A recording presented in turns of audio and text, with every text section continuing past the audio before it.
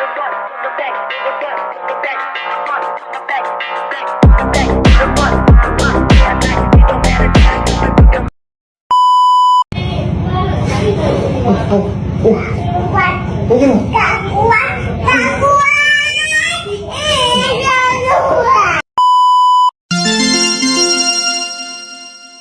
semuanya, perkenalkan nama saya Petra Nurbreni dari kelas 4 dengan NIM 2210417748 dari Fakultas Ekonomi dan Bisnis, Prodi Manajemen. Supply chain dapat diartikan sebagai rantai pasokan. Supply chain adalah jaringan perusahaan-perusahaan yang secara bersama-sama bekerja untuk menciptakan dan mengantarkan suatu produk ke tangan pemakai akhir. Tujuan dari supply chain adalah memastikan stok up-dan produk di gudang berjalan dengan lancar, komunikasi dengan distributor terjalin dengan baik, dan tersedia agen yang cukup untuk proses penyaluran ke semua target pasar. Ada 6 masalah pada supply chain management. Yang pertama, rantai pasokan bisa sangat panjang karena melibatkan banyak mitra internal dan eksternal yang terletak di tempat yang berbeda. Yang kedua, bahan dan informasi yang mengalir di antara beberapa entitas. Proses transfer ini bisa lambat dan rawan kesalahan terutama ketika ditangani secara manual. Yang ketiga, perusahaan dapat meningkatkan keramalan permintaan dengan menggunakan TI. Yang keempat, kurangnya infrastruktur logistik menimbulkan ketidakpastian waktu pengiriman.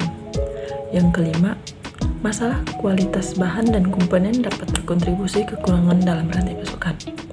Yang keenam, perusahaan EC murni cenderung memiliki lebih banyak masalah rantai pasokan karena tidak memiliki infrastruktur logistik dan terpaksa menggunakan jasa logistik eksternal. Supply chain versus SCM. Supply chain adalah jaringan fisiknya, yakni perusahaan-perusahaan yang terlibat dalam memasok bahan baku, memproduksi barang maupun mengirimkannya ke pemakai akhir. Sedangkan SCM adalah metode, alat, atau pendekatan pengelolaannya. Pendekatan yang ditekankan dalam SCM adalah terintegrasi dengan semangat kolaborasi. Definisi SCM. Definisi SCM adalah rangkaian pendekatan yang digunakan untuk mengintegrasikan pemasok, produsen, gudang, dan toko secara efektif agar persediaan barang dapat diproduksi dan didistribusi pada jumlah yang tepat, lokasi yang tepat, dan pada waktu yang tepat sehingga biaya keseluruhan sistem dapat diminimalisir selagi berusaha memuaskan kebutuhan dan layanan. Cakupan SCM. Apabila mengacu sebuah perusahaan manufaktur, kegiatan-kegiatan utama yang masuk dalam klasifikasi SCM adalah: pertama, merancang produk baru atau product development. Yang kedua, mendapatkan bahan baku atau production. Ketiga, merencanakan produksi dan persediaan atau planning and control.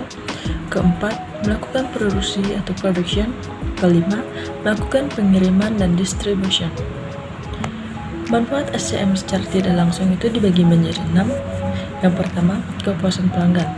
Kepuasan konsumen berdampak pada loyalitas konsumen. Yang kedua, meningkatkan pendapatan. Semakin banyak konsumen yang setia dan menjadi mitra perusahaan berarti akan turut pula meningkatkan pendapatan perusahaan. Yang ketiga, menurunkan biaya. Pengintegrasian aliran produk dari perusahaan kepada konsumen akhir berarti pula mengurangi biaya-biaya pada jalur distribusi. Yang keempat, pemanfaatan aset semakin tinggi. Karyawan semakin terlatih dan terampil segi pengetahuan atau skill sehingga mampu memberdayakan penggunaan teknologi dengan baik. Yang kelima, peningkatan laba. Semakin meningkatnya jumlah konsumen yang setia akan meningkatnya laba perusahaan. Yang keenam, perusahaan semakin besar. Perusahaan yang mendapat keuntungan dari proses distribusi produk lambat atau duluan akan meningkatkan besar dan tumbuh lebih cepat. Manfaat SCM secara langsung dibagi menjadi 2. Yang pertama, SCM secara fisik dapat mengkonversi bahan baku menjadi produk jadi dan mengantarkannya kepada konsumen akhir. Dan yang terakhir, secara fungsi sebagai mediasi pasar, yaitu memastikan apa yang dipasok sesuai dengan aspirasi pelanggan. Dan yang terakhir, peran teknologi internet. Aplikasi internet dapat dalam konteks supply chain management, yaitu pertama, electronic procurement atau e-procurement. Salah satu model pengadaan yang mendukung hubungan jangka pendek atau e-accounting yaitu suatu aplikasi untuk mendukung kegiatan lelang yang dilakukan secara elektronik. Sedangkan e-fulfillment adalah pemenuhan pesanan pelanggan secara elektronik. Yang pertama, menerima order melalui email atau web-based ordering. Yang kedua, mengelola transaksi. Yang ketiga, manajemen gudang meliputi pengendalian persediaan produk dan kegiatan administrasi gudang secara umum.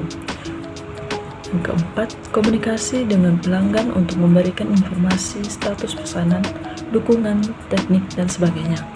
Dan yang terakhir, kegiatan reversi logistik, yaitu berupa pengembalian produk ke bagian supply chain akibat pengembalian dari pelanggan.